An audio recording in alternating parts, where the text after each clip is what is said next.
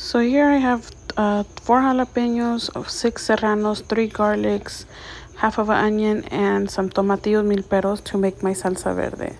Bring your water to boil and add in your chiles and your tomatillos. I'm using about 8 tomatillos mil peros, which is the smaller ones, and I'm gonna boil these to make my salsita.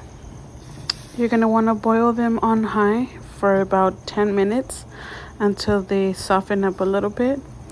Here, my tomatillos are ready. You don't want them to explode. You just want them to get nice and soft. So I am removing these from the water, and I'm going to leave the jalapenos and the serranos in for a little bit longer because those take a little longer.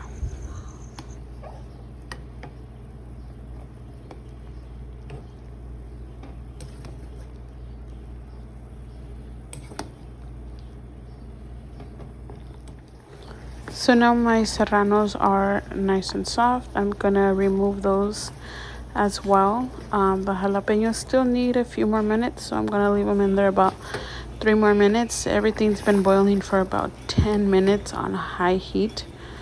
So just gonna wait on these jalapenos. Okay, my jalapenos, serranos, and tomatillos are ready. I'm gonna throw all that into my blender, and I'm also gonna add the half of an onion, and I'm gonna be adding some of the juice that I boiled the jalapenos with. Gonna add it, not all of it, just enough to make it a little more watery. Also gonna be adding half of a head of cilantro to the blender, and I'm gonna be seasoning this with garlic salt, pepper, and salt. About a little teaspoon of pepper, tablespoon of salt, and a little teaspoon of garlic salt to give it some flavor to your preference. This is what I like to add in it, and put the cap on it and blend it up. Blend it up nicely because you don't want it to be chunky for your enchiladas. Once your salsita is all blended, you're going to bring it in a pan with about a tablespoon of oil. Bring it to boil for about 10 minutes. Right here you can also check if you're gonna need more flavor, you want to add more salt, more pepper. Putting it on high heat, and I'm gonna boil it for 10 minutes. I am also adding in a little bit more salt to give it a little more flavor.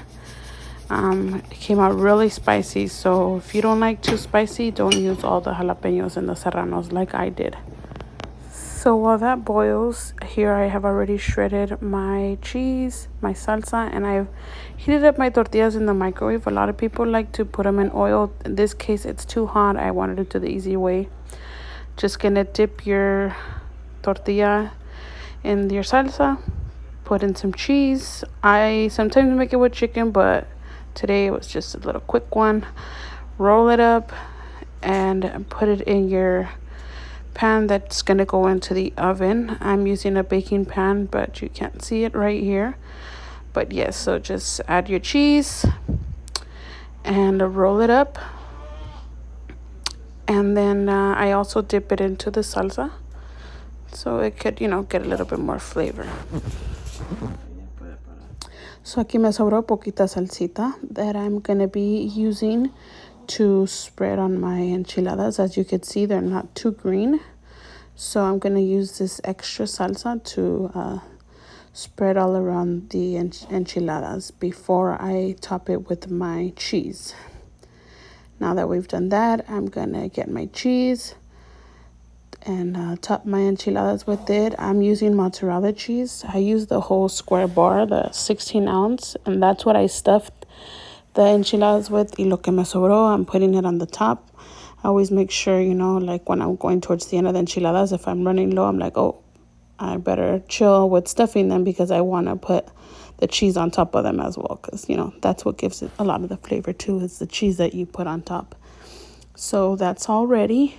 And then I'm gonna take this on out to my oven, put it for 350. I've already preheated my oven, and I'm gonna be placing them in there for about 20 minutes. Set your timers. No quieres que te pase, because sometimes you forget and then you end up with low tostadas. So 20 minutes, and then come back and check on them. 20 minutes, and here's your final result. Nice and melted and ready to enjoy. Serve it up on your plate. Garnish it with some cilantro and some queso fresco, and of course a side of Mexican rice. Hope you guys enjoy. Please like and subscribe and comment with any other recipes you'd like me to upload.